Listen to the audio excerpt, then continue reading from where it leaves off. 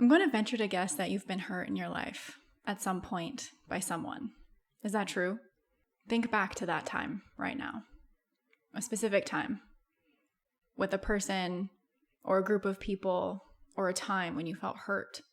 How did you deal with it? How did you cope? What did you do about it? My guess is also that if you are thinking about an event or a situation or a person or group of people right now that hurt you, that there's a part of you that is still holding on to that hurt. How they maybe wronged you. How what they did deeply impacted you. How what they did was wrong. How wronged you felt. How torn up your heart was, or maybe still is. Does that feel true? Depending on your personality, your temperament, how you were raised, what you were taught, you may have handled that situation like how a lot of people do, by just saying, just give it time. Because time heals all wounds, right? Wrong. Time does not heal all wounds. It does not heal hurt in most cases. It does not heal resentment. It does not heal grudges, betrayal, wrongdoing. Time doesn't heal those things. Time may heal physical wounds. Time obviously heals cuts and scrapes and scratches. Our bodies are doing the process for us so that we don't have to. But time is not always healing emotional wounds. Sometimes it can ease the pain of an emotional wound, but it's not actually healing it. Unless your religion or your parents, your community, or some type of mentor along your path has taught you how to heal from those things, then you probably have never known how, and you still don't to this day. What we try to do is we try to forget about it. If you're anything like me, that's kind of the message that I received. We try to forget about it. We try to just move on from it. But what we're really doing when we try to do those things is that we're numbing ourselves. We're running away. We're hiding from it. We're avoiding it, or we're distracting ourselves, which I think a lot of you can agree that that's really easy to do in our day and age. And while that may work temporarily as a Band-Aid in the short term, it is not actually healing the problem. The more and more that these kinds of things happen throughout your life, the more and more that they accumulate, by the time you know it, your light's out. It's extinguished. It's lost. Your joy has been stolen. Your heart has been crushed, tattered and battered and beaten up. Your heart's been broken. Whether you actually really know it or not, maybe even under just minor offenses or minor situations that you just try to let roll off your back. Those things are deeply impacting you, whether you like to admit it or know it or not. You begin to not trust people as easily, and you surely don't trust yourself. You don't open up as much to people. You don't take risks, and you say no to adventure. Well, you might say yes to adventure, but then you'll probably feel terrified and so disconnected from yourself that you can't even enjoy it anyway.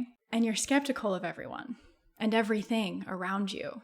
There's this feeling like you're always like walking on eggshells, like someone's going to hurt me, or someone's going to wrong me, or I'm not ever safe, or if I do something, then this will happen. There's so many of those if-then stories.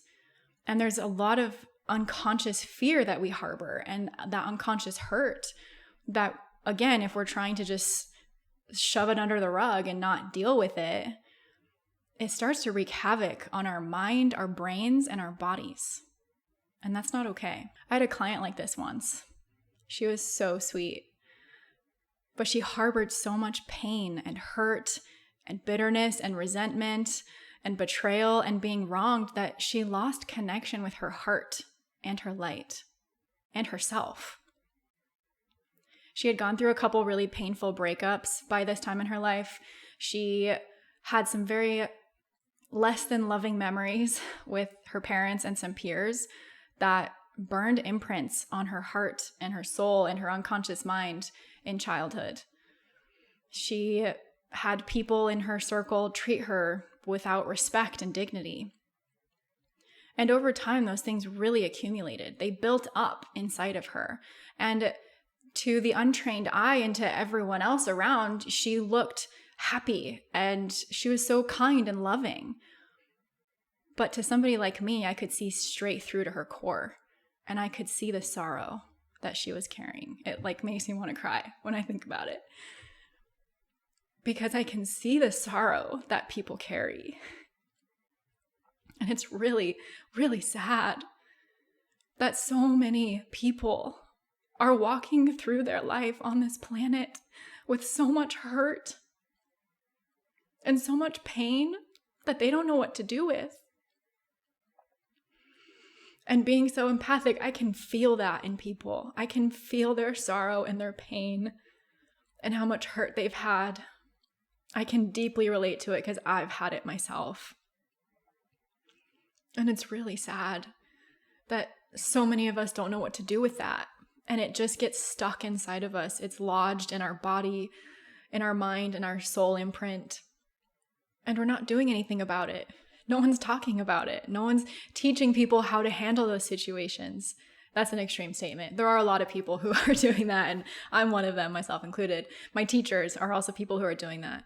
But I mean to say that in an extreme statement, that no one's doing it because it feels so unimportant to people, which makes zero sense to me. I do not understand why this is not a priority for people. And why this doesn't seem important to like be on the headlines of news. Like, oh my God, some woman like healed from her resentment and her hurt. Why is that not more celebrated and more of a big deal in our culture? That's significant. That's amazing.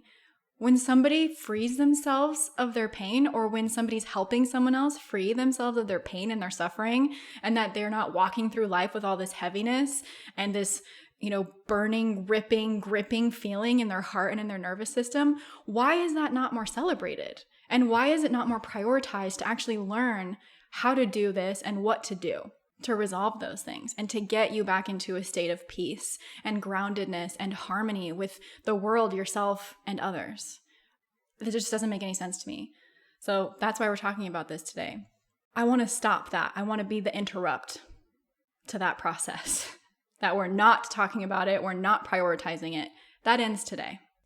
The ancient Hawaiians understood this concept, something so deeply profound, that I think would be very wise of us to understand and follow. And I'm going to teach that to you today. And how important it is, why it's so important, what it does for you, how it can benefit you, and how to actually do it. We're going to do an actual exercise today in this episode at the end, so that you can really be free of your pain. You can let go of the hurt, bitterness, resentment, the unforgiveness, all of the burdens, the heaviness, the sorrow that you carry in your body. You don't need to be holding on to it day in and day out, and you don't have to live by those rules of like, well, just let time pass and it'll get better. That just doesn't work. In some cases it can. I don't want to be so extreme, but in most cases, it just doesn't work.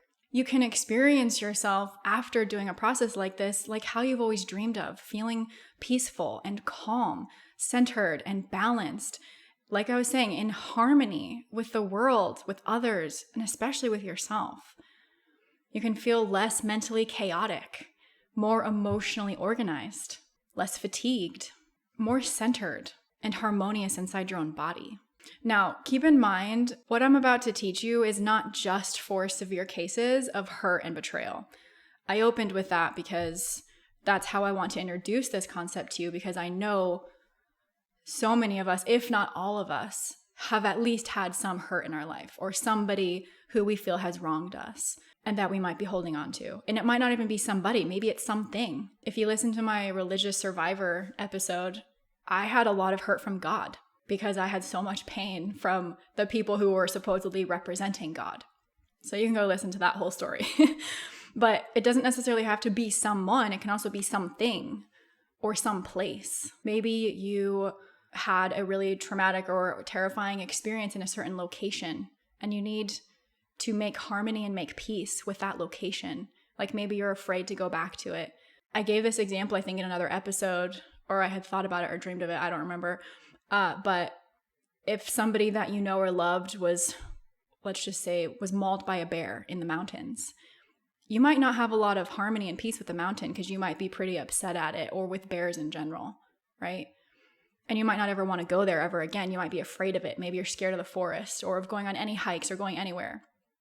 I don't want to get too much on a tangent here, but that's going to be really hindering to your life. The fears that we have, the blockages, the obstacles that we have, the pain and the hurt that we harbor and carry in our heart and that we carry in our body is really damaging to us. Like I was saying earlier, to our joy, to our peace, to our fun, to our heart.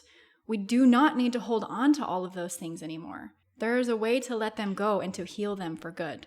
Anecdotally, what we're going to do is really, really helpful for breakups or for other types of relationship completions. It's helpful for highly sensitive people and empaths who get connected to literally everything and everyone every day, all around them. And I like to make the analogy that it's like they're picking up everyone's trash, like as if they were a trash truck. And by the end of the day, they've just accumulated all of this garbage and all this trash that's not even theirs.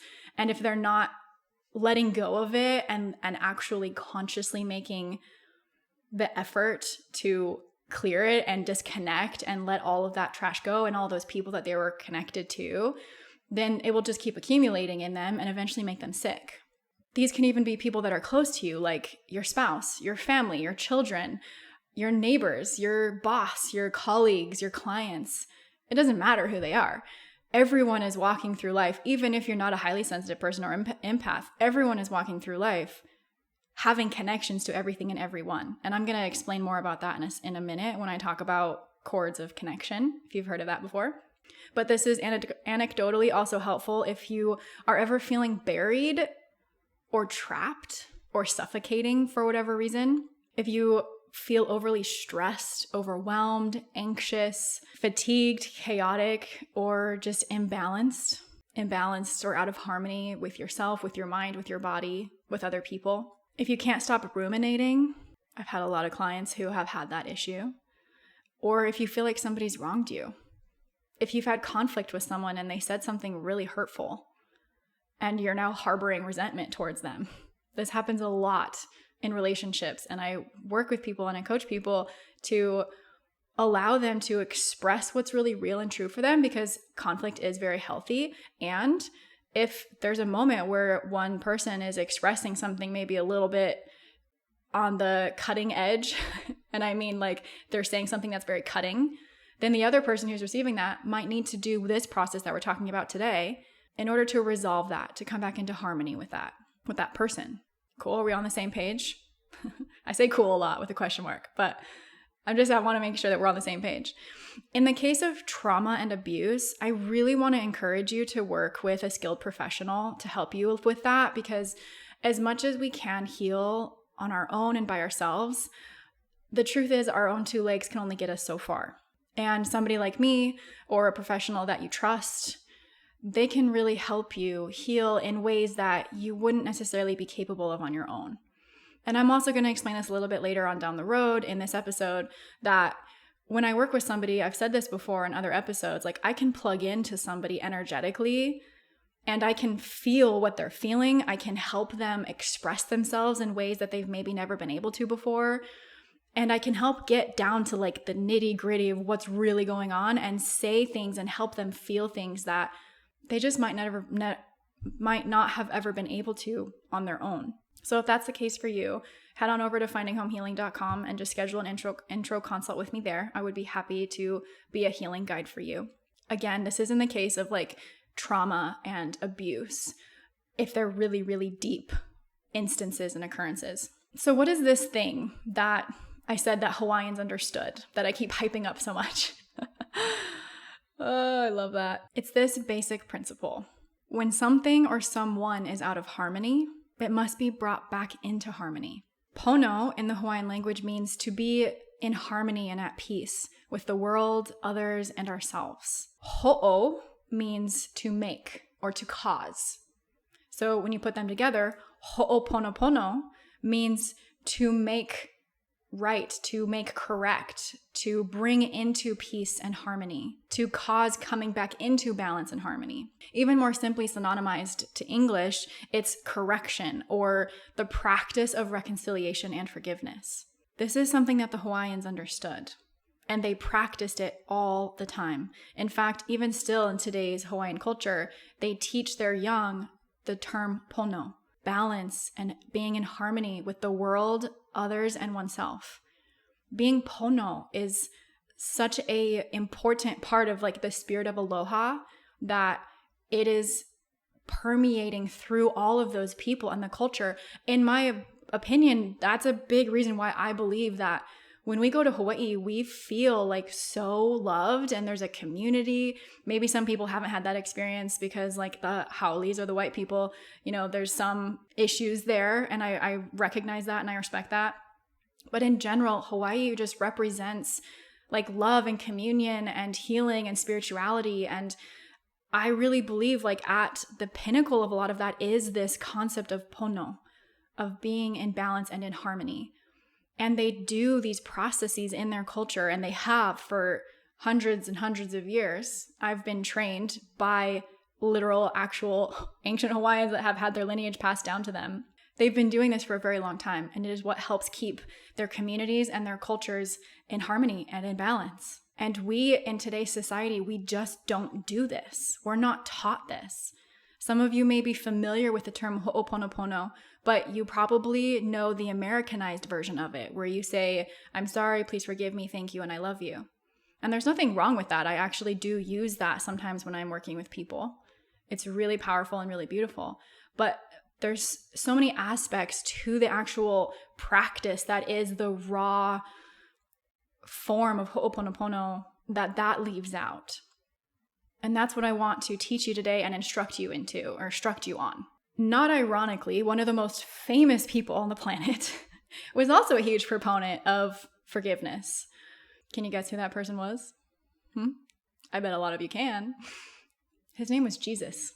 And I am probably going to have another episode. I say this almost in every episode, but I am such a depth person. I just want to go down every deep rabbit hole. I would like to have another episode to explain like all of my own opinions and my perspectives on the Christian perspective on forgiveness, because I think it's really, really beautiful and powerful and important. And there's a little bit of a gap, in my opinion, in the Christian version and form of forgiveness, because it's not necessarily a practice that people are being taught to use in everyday life and to use in their relationships day in and day out, especially after even just minor incidences or in big incidences. In the Christian world, forgiveness is really, it's been used in more of the terminology of like just Jesus forgiving you for your sins and being able to receive that. But forgiveness in the context of the Hawaiian culture and in Ho'oponopono extends far beyond that. And it's actually a deeply, deeply meaningful and profound practice that we can do to help ourselves and to help others around us. This practice is really intended for you. Why we do this practice in Ho'oponopono is not because we're trying to make right what someone has done to us. We're not trying to condone their behavior or, basically say like, oh, well, you can do that again. That is not what this process is for. Ho'oponopono is not for the intention of condoning behaviors, making them right, making them okay, or saying that they can happen anymore ever again. It's really intended for you to be able to undo and unravel all of the pain and hurt that you've been carrying from these instances that people have done, whether knowingly or unknowingly, so that you are not the one that's carrying the pain anymore. And that's what's so fascinating and interesting to me is I took myself as my own case study. I held on to so much bitterness and anger and resentment and hurt and betrayal and mistrust and abuse and all these different things. And at the end of the day, who was I actually really hurting? Myself. By holding on to those things, I'm hurting myself. I thought back before I learned this whole thing that I'm teaching you today, I thought that if I were to hold on to those things, it would give me some sense of righteousness, or it would make it such that I could punish those people in certain ways, which was very manipulative. I thought that if I held on to that pain, that then I would be able to pass that pain back to them almost in like a, I'm going to make this just type of way, like this is unfair and I need to make it fair. And that is such an inappropriate perspective and not, in my opinion, the way that we are meant to live and be as human beings. That's not healthy. It's very toxic, and it is not good for us, and it's not good for other people. When we hold on to pain and we hold on to unforgiveness and hurt, we're hurting ourselves. That person who originally hurt you is not being hurt by you holding on to it.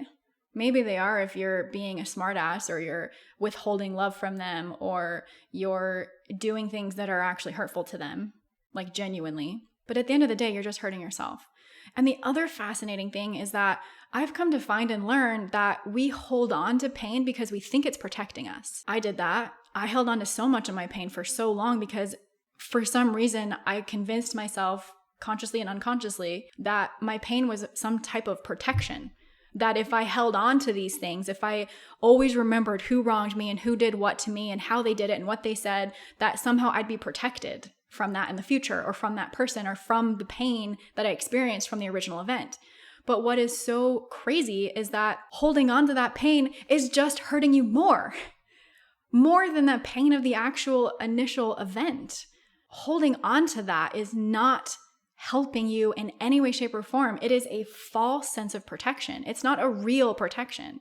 It's really backwards, because if you think that holding on to pain or unforgiveness or hurt and not forgiving somebody is actually helping you and protecting you, it's the opposite. It's hurting you. So what you used to think was protecting you is actually hurting you. Do you get that? Are we on the same page about that? Because it is a really profound lesson that I personally learned, and maybe y'all already knew that and you were wise to that. But that was profound for me to learn. And it really opened the door and gave me permission that it's actually helpful to me to forgive. It's helpful to me to let these things go. It's helpful to me to release all the pain and the hurt and the resentment and being wronged and feeling like I was wronged, and then holding on to it thinking that I was being justified, that was fair for me to not forgive somebody. It really helped me surrender to the fact that I am not somebody who wants to keep track of all the wrongs that have happened to me. Why? Because then I'm only focusing on all the things people have done to hurt me. And what kind of life is that? And things that I've done to hurt people. If I can't forgive myself, I can't forgive anybody else either. And why would I want a life like that? Why would you want a life like that, where you're just holding on to this stuff or thinking that as time passes, it's getting better, when in actuality, it's still being harbored and stored inside of you?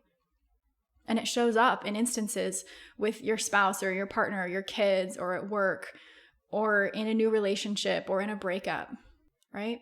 This process is really intended to help you release all of that resentment, that buildup of heaviness, of hurt, grudges, misunderstandings, guilt, mistakes, misjudgments, oversight by you or other people, mistreatment and wrongdoings. It's intended to help you release tension and tightness and all of that mental chaos and anarchy and clutter that just accumulates inside your body, so that you can feel more relieved and light and joyful and happy.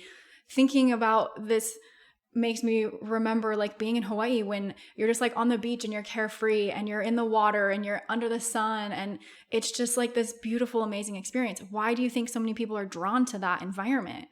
Because it's embodying these exact sensations, these feelings, these states of being that we so deeply crave and desire as a human being. At the end of the day, the word that I would use to describe it is just ultimately peace. When you've learned to surrender and forgive and let go of all of the trespasses against you, you experience a lot of peace. A lot of peace. Okay, so I want to make sure that I'm clear that this process is not intended to condone any of the behaviors or any of the things that have been done to you or that you've potentially done. It is not to make those things right. When I say that Ho'oponopono means to make right, it does not mean that we are making those things that happened to you right. It means that we're bringing you back into harmony with yourself and others and the world. And what that means is literally letting it go and releasing it. Coming to terms of what you've learned from it and being able to say what you need to say and express what you need to express and letting it go. And I'll repeat this again too. We forgive and we let go of pain and hurtful things that have happened to us, so that those bad things that have happened to us or because of us can be let go of, released, resolved, reconciled. no longer causing us the residual hurt and pain. Same idea of what I was talking about before. If we have the pain of the original event, and then we are allowing ourselves or choosing to feel residual pain over and over and over again, then that's compounding the amount of pain and suffering that you feel from one incident. Wouldn't it make more sense if we were to forgive and let go of the original incident, freeing you of the rest of the residual pain and suffering that would maybe repeat on cycle for you over and over and over again? I was actually just reading a book yesterday, and there was a case of a woman who was schizophrenic in the book, and she would have bouts of crazy anxiety in the month of May. And then she would have crazy depression in the month of November. And in the book, they don't necessarily go into why that was happening, but they eventually described how like she was able to release and let go of some of the trauma that happened to her in those months.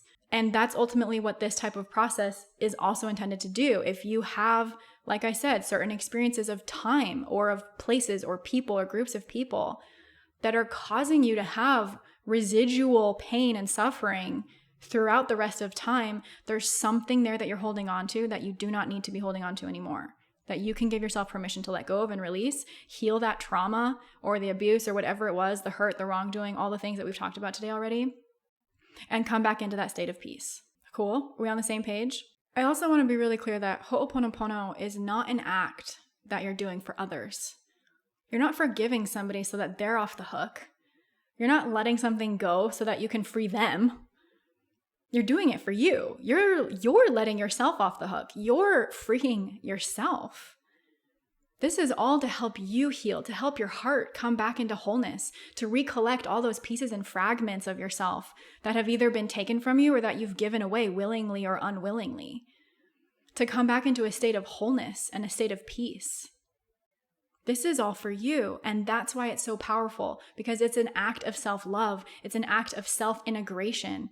And the more and more that you do that, the more that you are actually putting that sonar message out into the world, to the universe, into your reality, that you are prioritizing integration, you're prioritizing healing. You want your parts and pieces to come back to you so that you can be whole and peaceful, and you can have a life of joy and with your light turned on and being home with yourself, being connected to yourself, getting to just live out your passion in life. When I finally learned that Ho'oponopono was framed in this way, that it's intended to protect me by helping me release things that are hurting me, and that it's actually for myself, it's not for anybody else, and that it doesn't make anything that's happened right or okay, or for it to be allowable to happen in the future, it totally changed my whole perspective. And I started like doing Ho'oponopono all the time, forgiving everybody, all of my trespasses that I've done to people, forgiving myself, letting all that go, healing a lot of my pieces and my fragments, bringing them back to myself. And I continuously felt this like lift of weight off of my body and off of my chest. I would release it, and then I had a whole new layer and level of my true self exposed and my real authentic self available for me to live as or live into. And that's powerful stuff. And I want that for all of you. I also didn't know that Ho'oponopono was something that could be used in a situation that maybe it wasn't somebody who wronged you or that you wronged them, but it's just that you don't want to be connected to them anymore. Like in the instance of, let's say in an ideal world, you have a breakup and it was really peaceful and you both know that it's the right thing to do, you need to move on with your lives, and you have no ill will against each other, but you need to disconnect because that relationship has reached its completion cycle. Ho'oponopono is something that you can do to lovingly disconnect from that person emotionally, energetically, and physically in a lot of ways, because as energy trickles down, it starts energetically and then mentally and then emotionally and then physically, right? So when you disconnect it from those top layers, it sinks down into the physical. It can be really helpful in those situations where something is complete and you need to just disconnect from it. My teacher also gave examples that when he would travel around the whole world, he would do Ho'oponopono with the place that he was in and reconnect with the new place that he was in so that his body could actually adjust to the time difference. And him doing that made it such that he never experienced jet lag. And I do that to this day, and I don't experience jet lag.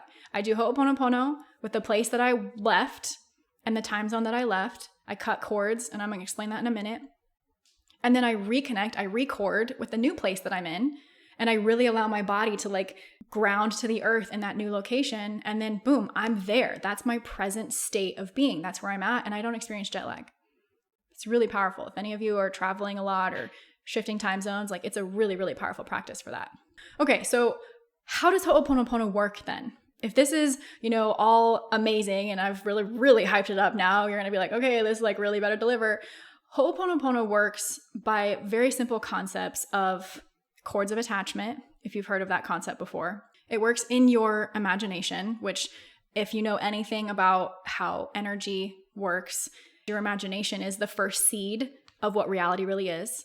So even though Ho'oponopono can be done in a closed eye meditation, being guided by somebody or just in your own mind, it is profoundly, profoundly helpful and effective. Because again, you're getting at it from that top layer of where energy starts. You don't have to do it in the physical. The Hawaiian culture, they did do it in the physical, right? In their village, in their communities, if somebody wronged one another, they would literally have those two people meet face to face, and they'd have the whole community surrounding them, and they do this process that we're going to do in person. I don't advise that you do this in person with people. What you're doing is you're actually in your mind, you're creating a apparition of that person. An apparition is like a copy of them energetically. And what's also interesting, which this may be confusing to some of you or it may be really interesting to some of you, that apparition of that person in your imagination or in your mind is actually the projection of that person from yourself. So you are doing this process with your own self that person represented to you. If you don't follow that, that's totally cool. But the whole point is that you don't have to do this with somebody in actual physical reality. You can. I've done this with my partner multiple times. I've done this with my family. I don't know if I've done it with any of my friends in person, but I've definitely done it in my imagination with my friends and obviously other people from my past. So you can do it in person if both people are on the same page. This is something that I like to train and coach couples on doing because it's really powerful. But you don't have to. So this is all it's in your mind's eye. It's guided through your imagination and through your intent. I think that's another thing that we really need to make sure that we're clear on, that it's your intent that really does anything in this world. Even though, yes, you need action, you need to actually physically do things in this world, it's your intent that means the most. So whatever you intend to do with your imagination or with your guided visualizations, that's what's going to happen.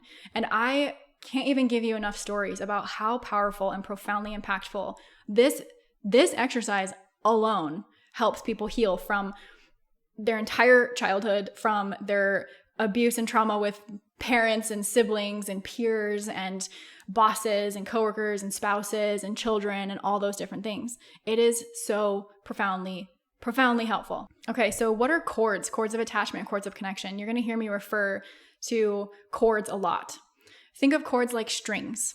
When you walk around or you interact with the world every single day, you get up in the morning and boom, you are already cording with everything. You're cording with your bed, you're cording with your coffee or your tea, you're cording with your animals, your kids, your spouse, your phone. Oh my gosh, don't even get me started. When you get on social media, you're immediately cording with like millions of people. You might not know it or be aware of it, but energetically, you're getting connected into this web. So think of cords of attachment like a web or strings that are connecting everybody to everything at every point in time. They're invisible to the naked eye, technically, but people who can see energy can see cords. I can see cords, not as well as some people can, but I still can. Cords can be connected to any part of your body. They can come out of your head. A lot of times they're coming from energy centers. So like your crown chakra, your third eye, your throat, your heart, your solar plexus, sacral, root. Did I forget one? I don't think so. A lot of times cords are connecting through those energy centers. So you can think about it like the cords are coming out of your head, or they're coming out of your chest heart area, they're coming out of your stomach, or out of like your root, the base of your pelvis, your reproductive area. Sometimes people are connecting through their feet or their legs, or even part of their energy centers that are above their physical body and below their physical body. So you don't necessarily have to know where you're corded at, but if you feel tightness or tension or heaviness in any specific area of your body, more likely than not, you're probably having a lot of cords there, or that's how you're cording with things. If you're more of like a heart-led person, like a really sensitive, kind, loving empath, you're probably cording a lot with your heart area. If you're more of like a mental process person or in your head a lot, you're probably cording with your head most of the time. If you're like a highly sexual person, you're probably cording with your lower abdominal area. It doesn't matter who you are, what you do, anything about your personality or your soul or your spirit or anything. Everybody is cording all the time. That is a like universal law and principle. Okay, so what I want you to do is begin to form what we call an internal representation of what cords are to you. An internal representation is essentially a way that you store data in your brain. You can store this visually, auditorily, kinesthetically, like through sensation or feeling, or auditory digitally, which would be more like your intuitive knowing or your sixth sense. So I want you to imagine, what do you experience when you think of cords of connection and attachment, now that I've explained it a little bit more? Do you see visually in your mind's eye like ropes or strings or a spider web or something else that's connecting you to everything? Like when you think about your partner or an animal or a pet or a child, a niece, nephew, anything, like choose somebody important to you in your life. Think about your connection to them. And what do you experience with that connection? Do you see a cord, a string, a rope of some kind? Do you feel a sensation in your body? Do you hear their voice in your head? Or do you just have an intuitive knowing that you are connected to them through some means? What is it for you that is your internal representation of cords? That's important because you're going to be using that in our process. And your internal representation of cords can change. How you perceive or experience your connection to everything and everyone, it doesn't have to be stagnant or remain the same. For me, I see these like little strings or filaments of light that are like a physical kind of string, or like almost like a guitar string sort of, that can be plucked. If you've ever seen, I just watched this recently, Inside Out 2, there's a scene where they pluck these different like belief cords, if you will, and that's kind of like how I envision it and how I have for a long time. But I cord a lot with my heart, so I imagine, and my gut, so I imagine like cords coming out of my heart and my gut a lot. Anyway, I digress. So come up with your internal representation. Cutting cords is what we do to disconnect from people, places, and things, and to ultimately heal. Because if you think about it, a cord has two end users, right? Like a string has two end users in order to hold it up. So you are at one end and another person, place, or thing is at the other end. And in order for you to disconnect that connection, we have to cut the cord. But in order for us to do that, we have to do a couple steps first. We need to tell that person, place, or thing exactly how we feel, exactly what is really going on in our world from the event or from the experience, and holding nothing back. This is why in a lot of ways it's a lot easier and really valuable to do this just in your mind's eye, because sometimes it's really hard to express to a person's face like everything that you feel. That's really raw and unfiltered. And sometimes that can cause more hurt and pain. But that's necessary for this whole process. You have to be as honest and raw and vulnerable, and sometimes even maybe you have to like curse. Maybe you need to like get angry and just really say how you're really feeling. That is a really important part of this process in order for you to become pono, to become in harmony and in balance. Also part of this process is stating, I forgive you. Please forgive me too. When you say, please forgive me too, it is not because you're admitting fault or because that you think that if somebody wronged you, that you did something wrong to deserve it, or that you were being punished or anything like that.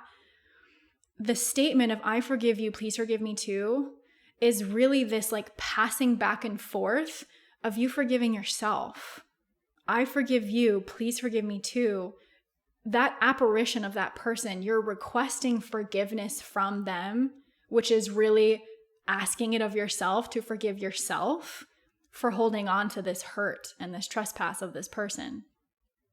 So it's really this exchange back and forth of the forgiveness and of letting it go, of like surrendering to it, of really understanding that most of the time hurt people, it is due to their ignorance or misunderstanding or wrongdoings that were mistakes, or that maybe they didn't mean, or they didn't mean to cause you hurt.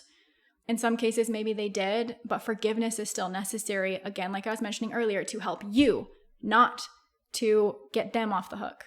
Okay, this is all about you. You have to remember and come back to that. That ho'oponopono is not for anybody else but you. You are not saying, I forgive you, please forgive me too, because you are admitting that you did something wrong. It's really this overarching like relief of your proclaiming that you're letting it all go, that you're forgiving yourself, you're asking for forgiveness, and you're forgiving them. Then in part of the process, you're going to be imagining a blade of white light floating down and cutting those cords. And what happens is, if you can imagine those cords are being cut, the ends of those cords go back to that other person, place, or thing, and your end of the cord comes back to you. Intending to mean that like the part of you that was either being given or that had been taken from that person, place, or thing is coming back to you. That you're not sharing that part of yourself anymore. You're bringing it all the way back into you. You're integrating it back into your wholeness of yourself. You're wrapping it, pulling it back in, and bringing it back home. You're claiming it. You're owning it. Again, you're bringing all those pieces back to yourself, bringing it back home to yourself. And then in the process, you imagine that that person, place, or thing dissolves and disappears. There are many different versions of this process. And when I lead somebody through this, like in a one-on-one healing session, I'm able to really connect to them, tap into them, plug into them. And when we're at the process of them like really truthfully and rawly expressing themselves, I can often help them express themselves in ways that they maybe wouldn't have been able to themselves. So if you are doing this process on your own, I would just really like to remind you and invite you to be as raw and expressive as you possibly can. Be as open and as honest with the apparition of that person in your mind that you can, to really get everything out.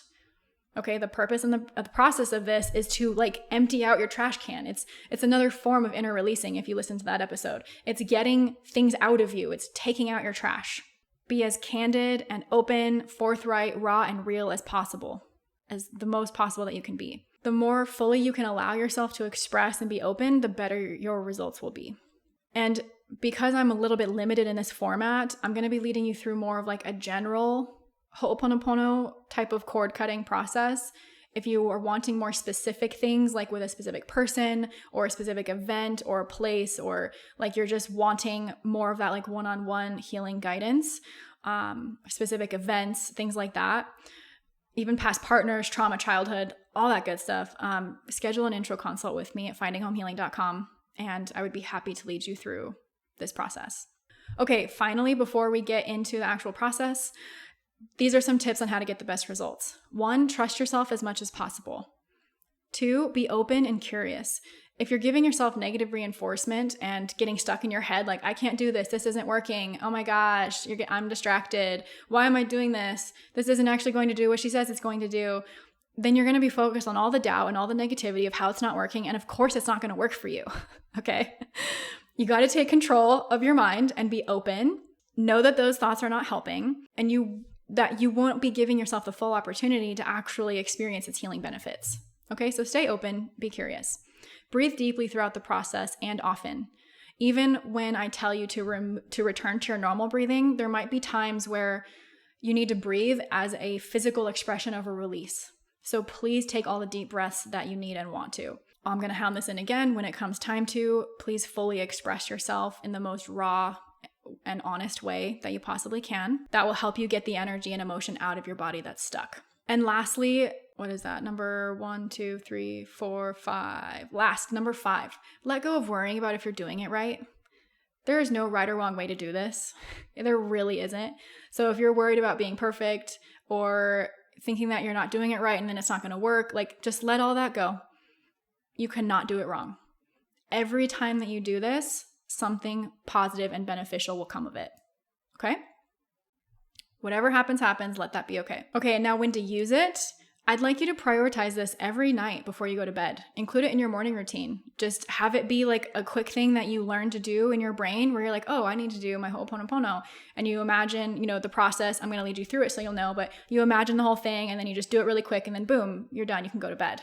It's a really great way to ensure that you're going to have really peaceful sleep and have a really great day the next day. For one-off instances, I recommend using it either during or after conflict with somebody. If you're having a hard time letting go of a grievance, if you're feeling disconnected from yourself, like cloudy, murky, or chaotic, if you've physically been around a lot of people or had people in your space that kind of gave you a bad feeling, that's a really appropriate time to use this process. Okay, how are we feeling? Are you ready? Are you ready for the process? I feel excited. I needed to get through all of that. It's really, really important. The good thing now is though that once you've listened to this episode, all you need to do is fast forward to this part of the episode in order to do this process. You don't have to listen to the whole thing over and over again. So you can just skip right ahead to this part and we can go right into the process. Cool? Okay, we're going to begin. Go ahead and get into a comfortable position. Please don't do this if you're driving or operating heavy machinery. Got to give those disclaimers. Make sure that you are in a comfortable, relaxed environment where you can be fully present, where people or things are not going to be pulling at you for your attention, where you can just be. You can even do this on a walk. You don't have to be sitting still, but just make sure that your mind is able to relax and you can close your eyes ideally. So as you close your eyes, begin to breathe in through your nose and out through your mouth.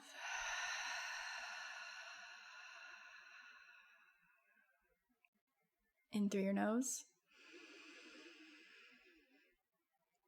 and out your mouth.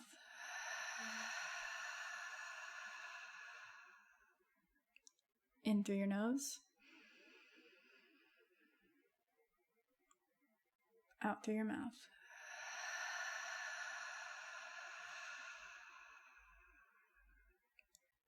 In through your nose, out your mouth.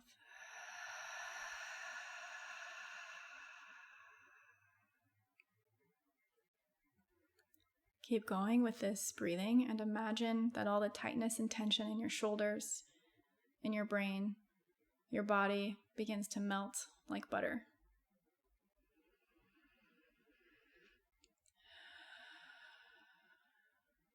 That you sink down into being present with your body. You've probably been in your head listening to this episode, or perhaps at certain parts of your day before coming to this process. So just allow yourself to relax. Now what I'd like for you to do is in your mind's eye, imagine that there is a stage below you and in front of you. This stage is an area we are going to invite people out onto. Now I'd like you to imagine a source of infinite love and healing from above your head. And like liquid light, allow that infinite source of love and healing to flow over you, over your whole body, flowing down inside of you, all the way down from your top to your bottom,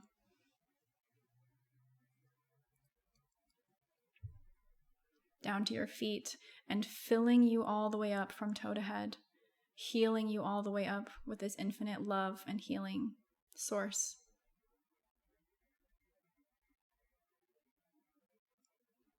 As you notice it filling you up from toe to head, allow it to come out of your body and coat the surroundings of your body.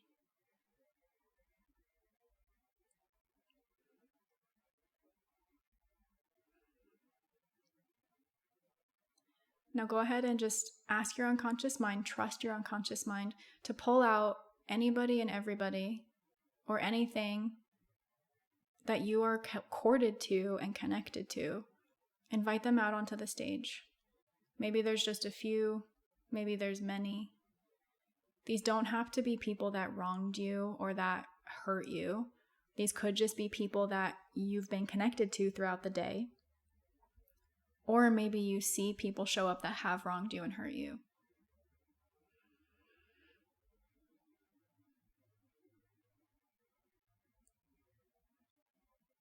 What I'd like for you to do is imagine that love and healing energy inside of your body begins to pour out of your heart onto the stage, filling all of these people up from toe to head, healing them all the way up.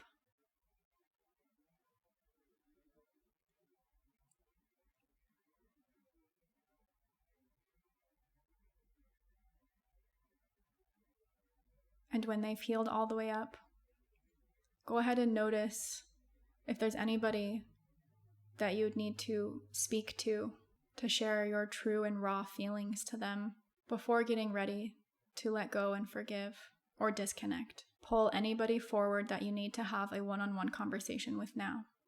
Go ahead and choose one or multiple people to say anything and everything you need to say to them right now. I'll give you a couple moments to do so.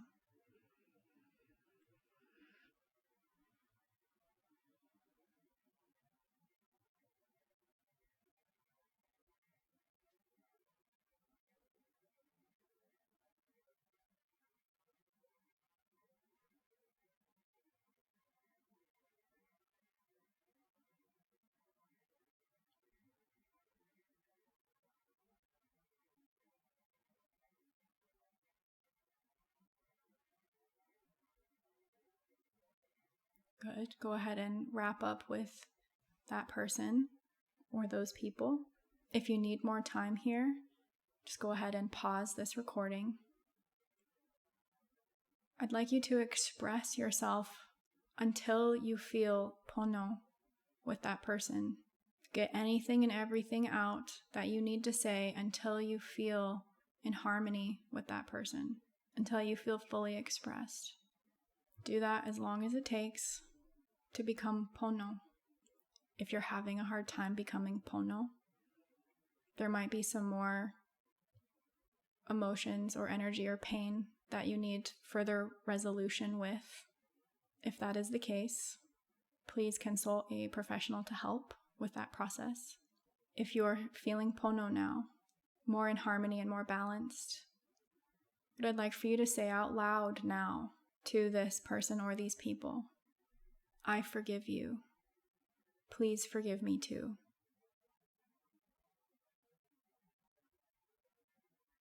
Thank you. And I love you. I forgive you. Please forgive me too.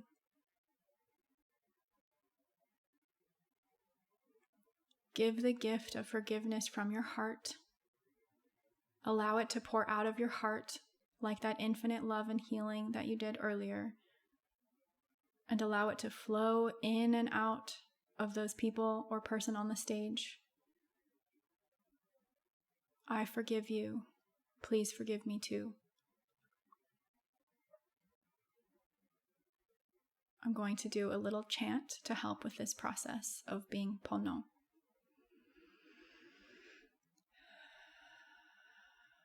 No hoana ke akua ke na hele hele. Ila ye ke ki o huo hue kaua koko. O na kinu malu I kalani. Malu e ho e. E ho ulu mai ana o kana I kanu kahu. O mako. O mako noa. Ua ikea.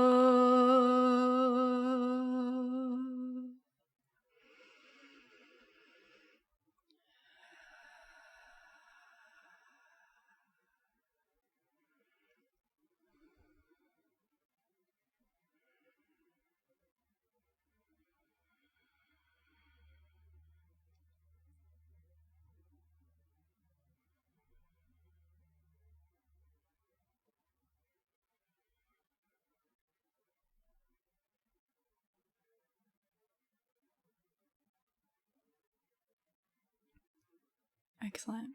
Now go ahead and notice those cords of connection, cords of attachment, and gather them up around your belly button navel area as if you were gathering them up like a ponytail. And imagine a blade of white light floating down from above your head, gently cutting all of those cords, allowing the ends of the cords to return to the other person or people, and your end of the cord to return to you. Bringing all of those pieces back home to yourself and allowing them to come back home and settle into your body. Take a big deep breath and let it go.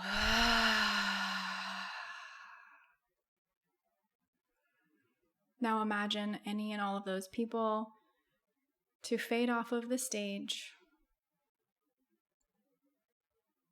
and noticing that you've come back to yourself feeling pono.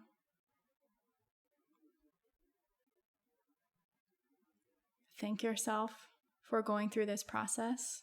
You have now done ho'oponopono. Thank you, thank you, thank you. And so it is. Good, you can come back to the space. Bring your awareness back into your body, into your toes and your fingers. As you open your eyes, break your state and test by checking in on the negative emotions that you feel. Are they still present or have they disappeared now? Is the hurt, the resentment, the anger, the unforgiveness, the wrongdoing, is it changed at all? Is it different? If any negative emotions still exist, then go ahead and repeat this process, the Ho'oponopono process, until all the negative emotions have disappeared. Keep in mind that if you worked on a primary or a current relationship, you have the ability to re-assimilate a connection to that person. You do not have to fade them off the stage and make them disappear.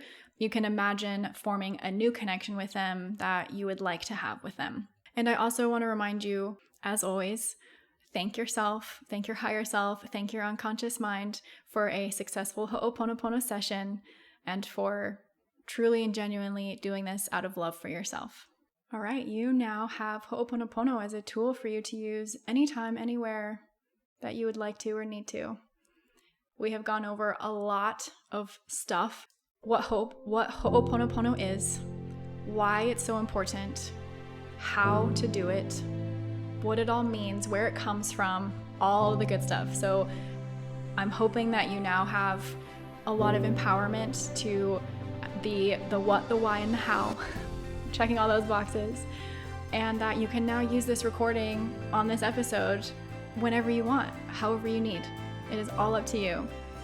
I pray that this has been very empowering and healing and helpful for you. If you loved this episode and or maybe others that you've listened to, please leave a review wherever you're listening to this. Share it with somebody that you think it could help. That's the biggest way you can help me help even more people like us. And if you want one-on-one support, feel free to go to findinghomehealing.com and schedule an intro session with me there.